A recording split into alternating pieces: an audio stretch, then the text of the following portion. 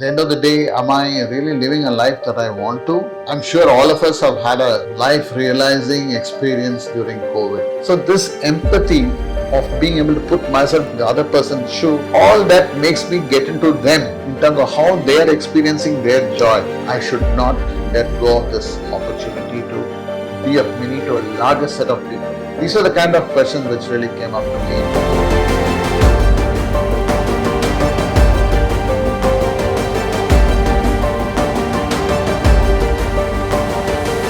So you've done leadership and executive coaching earlier, and now you've expanded to life coaching as well. So how did that transition happen? There's going to be a long answer to it, to a very short question that you put across to me. I need to take myself back to 2019 20 when we had the COVID that happened.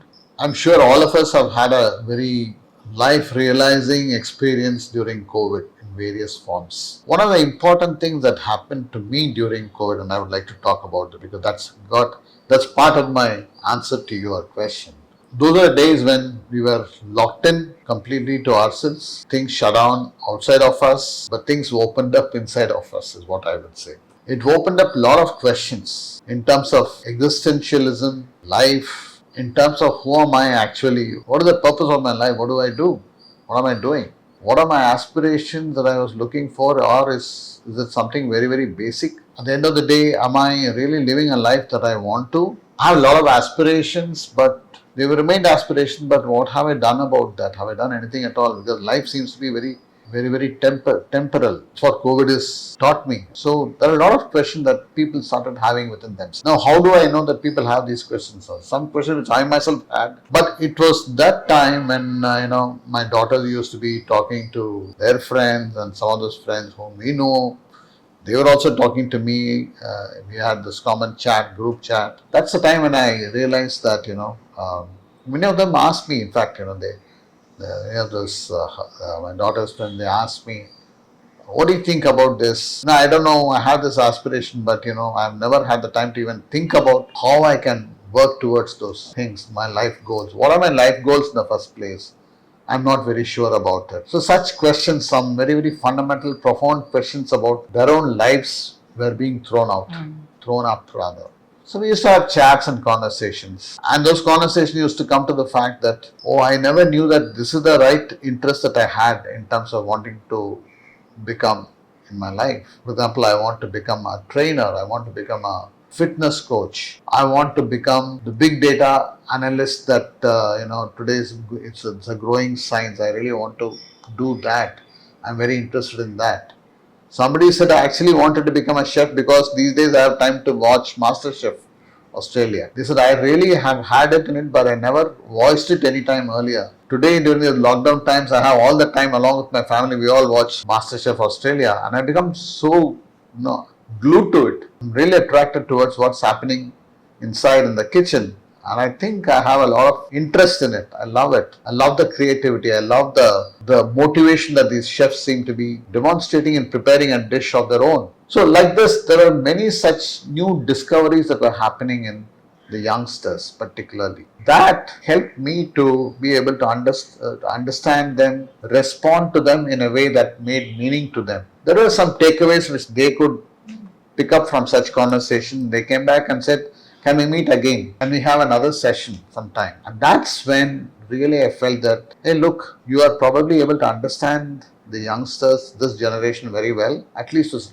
to a large extent. And not only that, you're able to make some meaning to them as well. So why don't you offer yourselves as a more comprehensively in terms of providing clarity in their lives, providing clarity to their thinking, providing clarity in what they need to be doing towards fulfilling their aspirations in life. Can I be a part of that journey? These are the kind of questions which really came up to me, and I thought I should not let go of this opportunity to be a mini to a larger set of people. Other than just the corporate world and the executive world, which anyway I am in any case as a corporate leadership coach and an executive coach. But can I also be a life coach? And that's how I took on this role of being a life coach, which is all about self-discovery, understanding oneself better in terms of the interests and passion, understanding oneself in terms of what one's beliefs in life are, understanding oneself in terms of what one's strengths and maybe those areas for development. Once you understand this and you have identified that this is a direction that you want to move in your life, can I have a few steps or action that I need to take on a regular basis which can help me to make progress in this journey? That's where I come in as a life coach to really help people in taking those steps, walking along with them until it becomes part of their life or way of life for them. Until certain actions become a habit. It's now ingrained into their normal routine lives. So till that point, I walk along as a life coach with them. Now they are set on their path. They are set in terms of following that path with their own conviction and determination and focus to do what they want in life and to achieve what they want to achieve.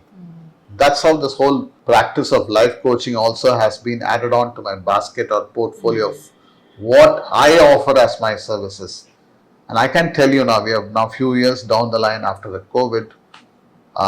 It's been a phenomenal journey and I'm enjoying it. These moments of engaging in this coaching conversation are the most fulfilling moments of my time on any day.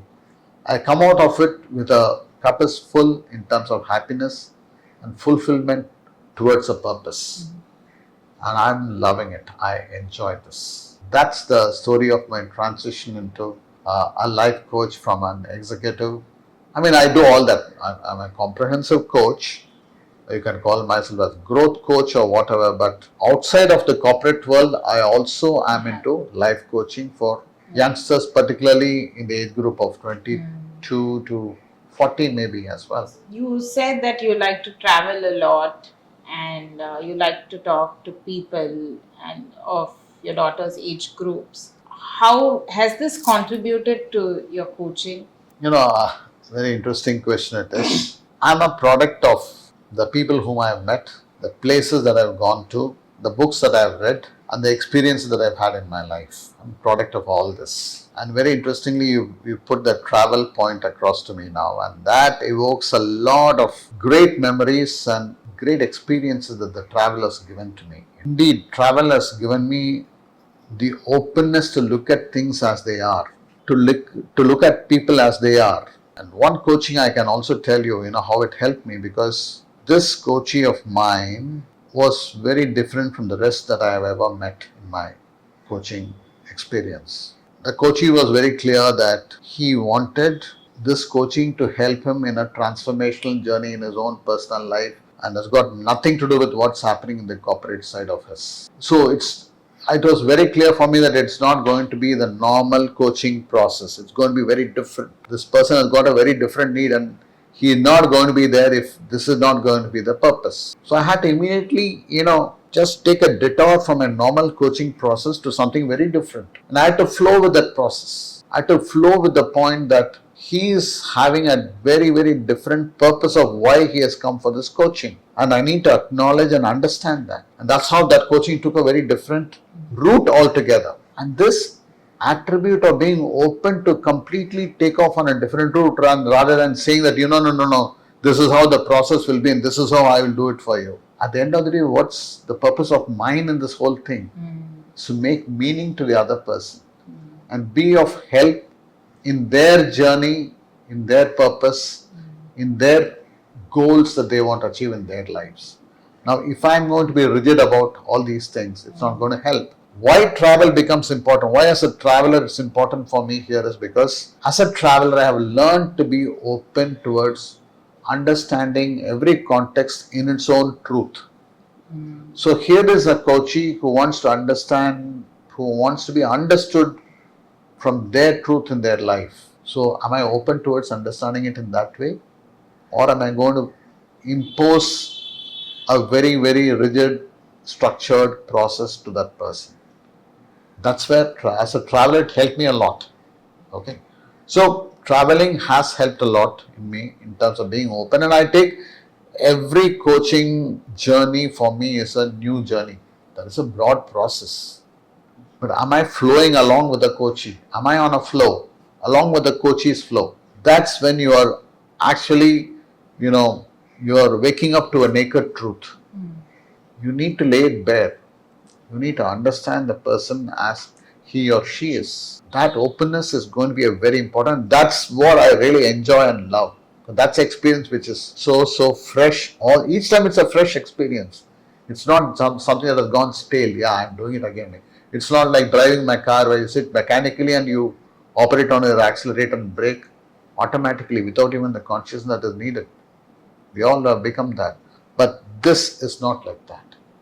This is a fresh experience every time you start and every time you call it a close. And that's how travel has helped me a lot. Food and creativity. In fact, that is another area which I've loved. And how that has helped me is because I've learned to enjoy the happiness of the other person from the way they have enjoyed it. I've learned to appreciate it. When this chef comes and says, this participant comes and says that, this is how I created this little dish with the flavors of how they have been, created, how I thought about it, how the grandma's cooking has impacted upon their own creation of this particular dish. All that makes me get into them in terms of how they are experiencing their joy. So this empathy of being able to put myself into the other person's shoe, is born out of this experience of watching this creative master chef shows that I also have seen, and I have enjoyed it myself. Just like one of the girls spoke to me about it. I have also enjoyed similar things, and I continue to enjoy such shows.